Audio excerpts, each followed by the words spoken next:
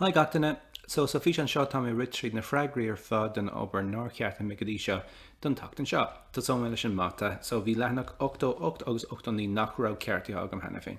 So seo iad na ceisna bhí agé le 8 bhí ceiste hain, hís an sin bhí ceiste dó, agus bhí ar rá cén codán nó cén dechúil a bhí chum leis an mé bhí datse, agus an seo bhí ar na hifricha a bhí nachrá chum leis an dá éidir eile a aimimsú agus ibermach. So dír tá chun na Freagraí chu suas an seo, sa seo ceist a hain lenach 8, seo ceiste dó in lenach 8. So stop an fián nó pause an fián agus dé se le a chuid ibre hain. Cear go leor sin lenach 8 freisin bhí lenach 8 ní le déine, so seo é lenach 8 ní. Lenach 8 ní bhíart a rá cén dechúil a bhí date ach an freisin bhíartí de chunar ag tas leis an ceannaslú.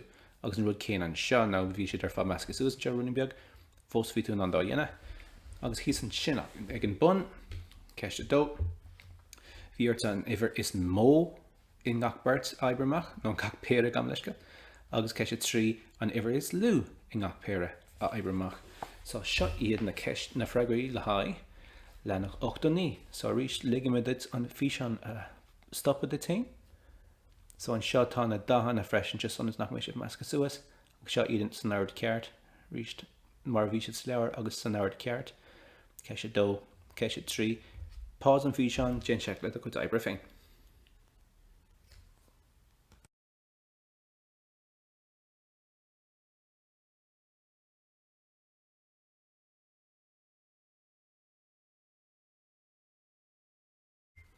Okay, so now we're correcting our English, which was Unit 16 of readings on mythical creatures. And in this piece of writing, we were reading about the Sasquatch. Some people had problems pronouncing that. I know it was a tricky thing to say, Sasquatch, which is a Native American word, and it's also known as the Bigfoot. And the other mythical creature was the Loch Ness Monster. So, your questions very quickly. Where have people claimed to have seen Sasquatches? People claim to have seen them in and around the mountain areas of North America. In what year was a film of Sasquatch made? A2. A film claiming to be about the Sasquatch was made in 1967. A3.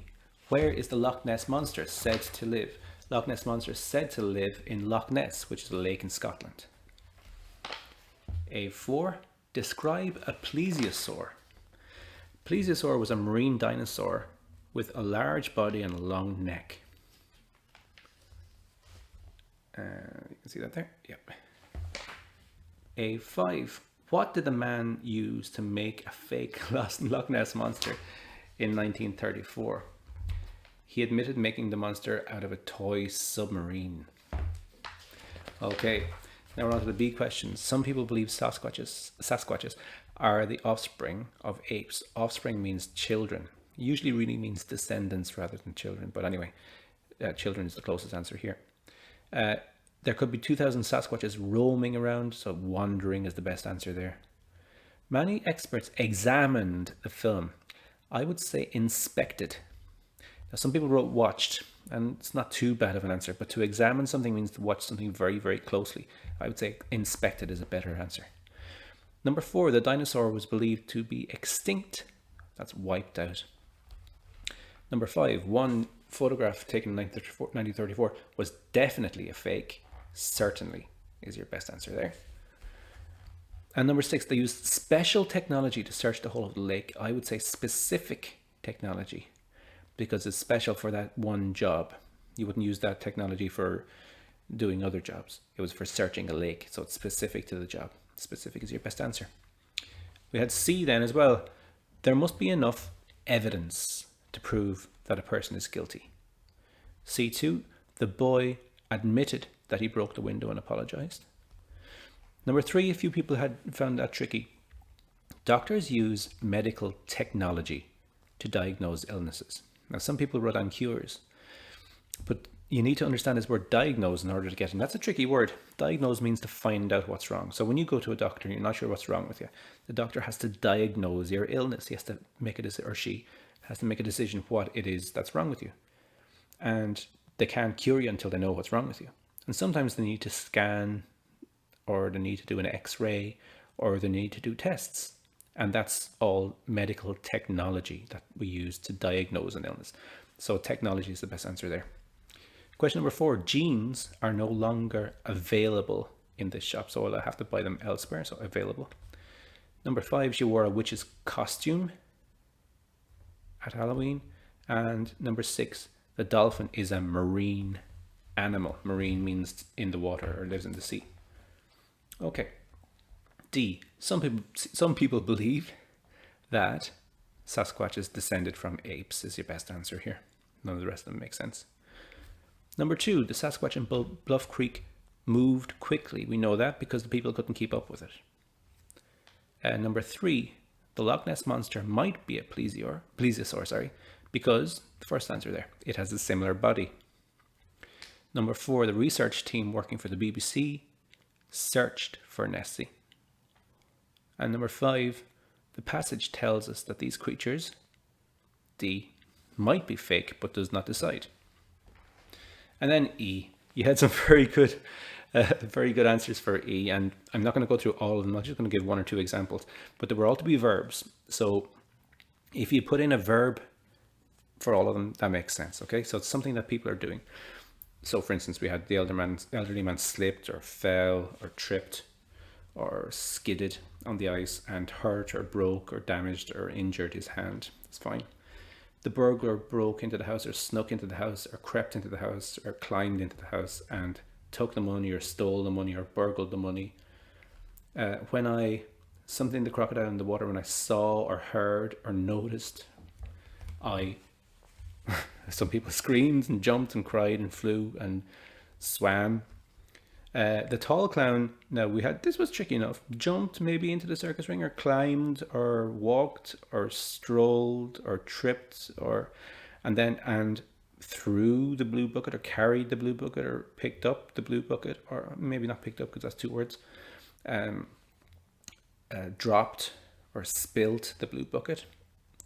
5 here, in my classroom, the teacher cried and the pupils laughed. Yeah, that's a good answer though, because they're good verbs. And some other people, which were very nice, said the teacher spoke and the pupils listened, or the teacher teaches and the pupils listen. That was a lovely one. And number 6, yesterday in the kitchen, my father, we had a few different funny ones in this one as well. My father cooked while my mother slept, or my father slept while my mother cooked mainly, or my father washed while my mother dried, or other good ones like that. So you did really, really well in those. As long as they're all verbs and they all make sense, that was fine.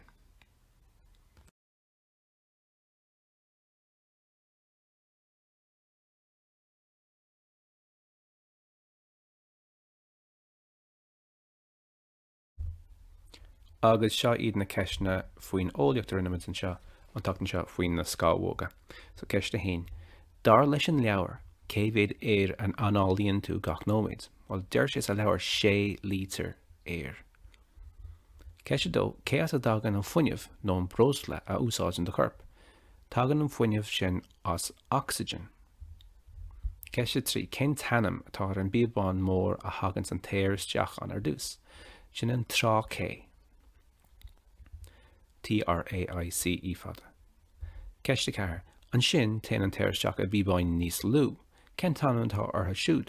Sin iad na bronchi, BROINCI fada. Ceiste 5, céir iad na málaigh beaga sna scábhóga. Tá sé cosúil leis na duilleoga ar chrann buna scion. Sin iad na alveolis, so AILBHEOLAIS. Agus iver 6, tóganmuid isteach oxygen. Cén dá rud a chuirmuid amach nuair a análíonn muid.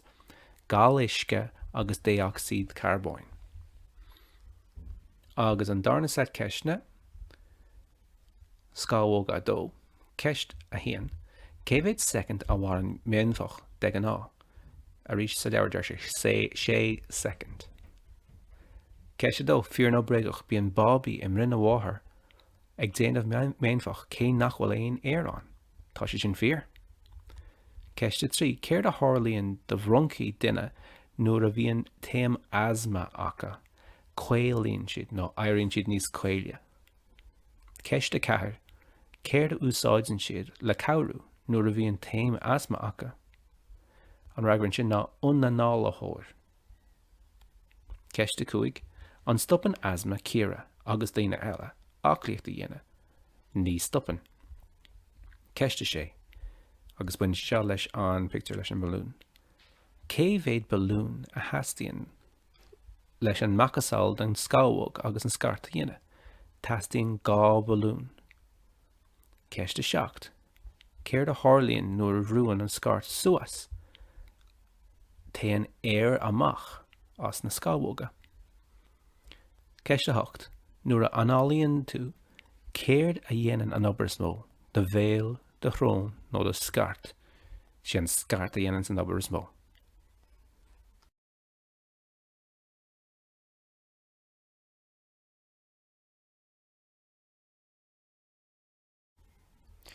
Ceart leor seo iad na freagraí don Ghaeilge a rinnemas an tatan seo, so an chéad sa ceisna ná na brídóga. Ceisna híon cé na hanamacha a bhí ar na colíní nó atá na colíní, cáits agus soracha. Ceisna dó cén dá éadaí tá thuirtú agus a tronc, dá bán. Ceisna trí, cén colín a fuairúdig in na catha ar dús, bíní soracha. Ceisna cethir, céir a bhí mícheart leis an mlús agus an scarta, bhí siad rómhór. Ceist de cúig, céir de thug na colíní leo agus iad ag imeacht, thug siad bábóg leo. Ceist de sé, céir de bhí ar siúl ag athair cháits, bhí sé fechant ar an telefís. Ceist de seacht, cén tám a caithí sorcha Vesamália, cai sé Vesamália rivan ní.